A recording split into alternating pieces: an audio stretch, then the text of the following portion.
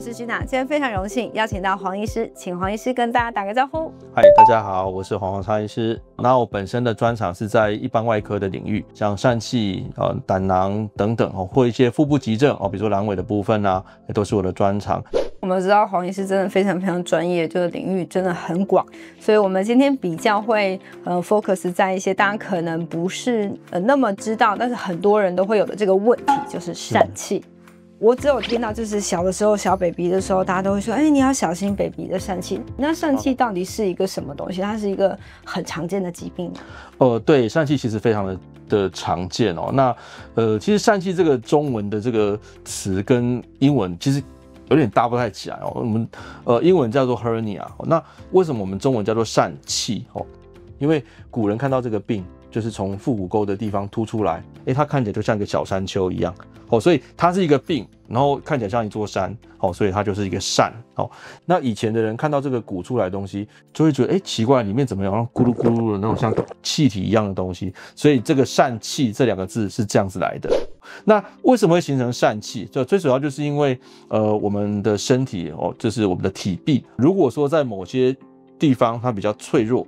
当我们肚子一用力的时候，可能这个脆弱的地方就被我们肚子里面的压力给撑破了等于说我们的腹壁上就破了一个洞。那当你这个腹壁有一个破洞的时候，我们肚子只要一用力，肚子里面的东西就可能被从这个洞被挤到外面去就鼓了一颗小东西在外面。所以疝气这个病它有一个很特别的地方因为很多人都是这个腹股沟该病这边肿一颗，然后就来看病，然后就说为什么会有一颗这个，到底是肿瘤还是什么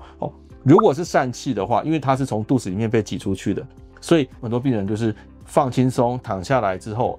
鼓出去的肠子可能就自己就流回去了所以如果一颗东西在腹股沟这边的一个小肿块它在站起来的时候会跑出来，或者是肚子用力的时候跑出来，但是推了回去，或者是说躺下去的时候它自己溜回去会消失，那这个就是比较像是疝气。我要提问，最常见的疝气的症状就是像您刚提到的常见的疝气的症状有哪些？其实疝气的症状，主要第一个就是因为我们知道刚刚讲的肠子会跑出来会卡住嘛，那卡住的话就会造成肠子的阻塞。我们知道肠胃道从嘴巴到肛门就是一条路而已，这一条路一旦被打断了，你肠胃道里面东西就下不去了，所以你肚子就会觉得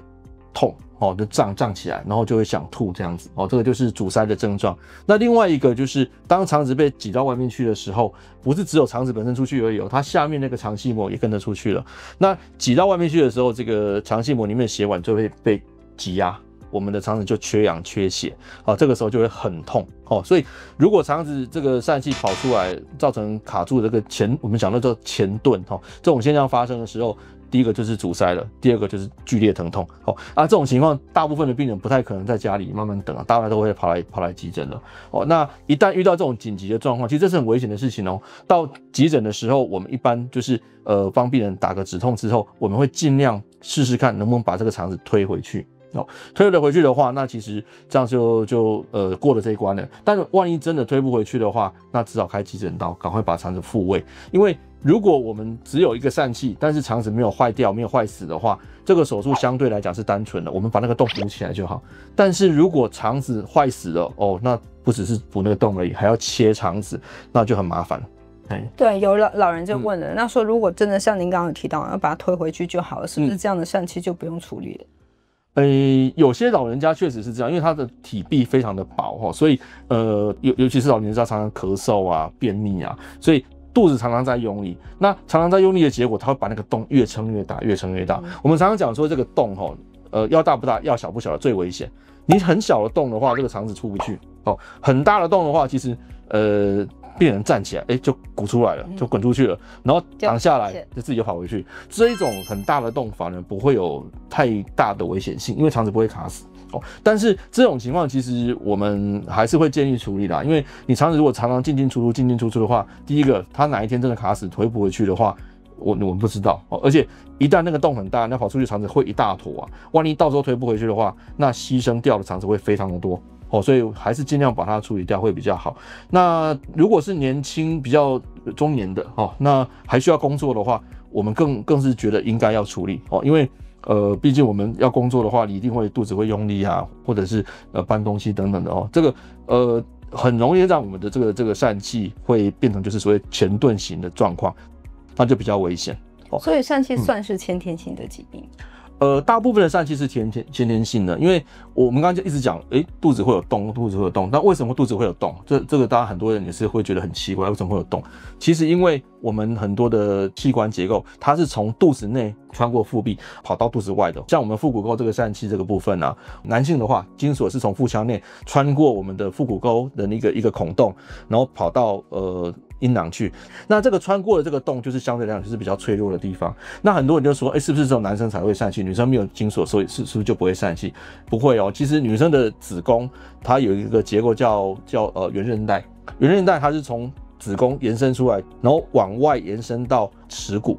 所以它也是一样，从腹腔内穿过腹壁到腹腔外。那这个孔洞就是脆弱的点，所以有些人天生就是这个孔洞特别的薄，所以就变成说，日久我们肚子常常用力嘛，那久了之后洞就越来越大所以我们才会说，其实很多疝气是天生，是这个原因。对，我一直以为疝气是因为妇产科医师没有把那个脐带绑好。是，其实这个牵涉到是另外一种疝气，叫脐疝气，肚脐的疝气。为什么会有这个肚脐疝气？是因为我们在妈妈肚子里面的时候啊，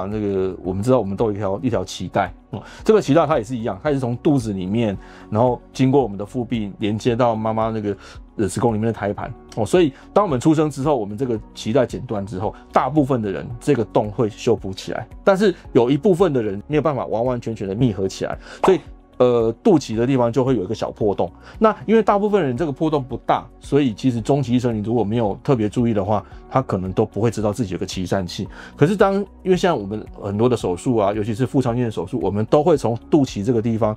打开一个小伤口，进到肚子里面去做事情所以一定会经过肚脐这个地方。所以我们在临床上就有发现，其实很高比例的病人啊，伤口一切开就发现他肚脐的底下有一个小小的洞。这个就是脐疝气。那当然，这个洞如果大一点，然后有的人天生就真的是比较大的就会像那个像胖虎啊，他就是肚脐鼓鼓的。我听到了，胖虎有鼓肚脐，而且还有3.5公分大，好吓人哦！这个就是脐疝气它的典型的一个表现，就是肚子里面的东西慢慢的挤到肚子的外面肚脐这边就鼓起来这样子。我没有丢锅给妇产科医师非常感谢黄医师给大家带来这么多有用的知识，我们下期再见喽，拜拜，拜拜。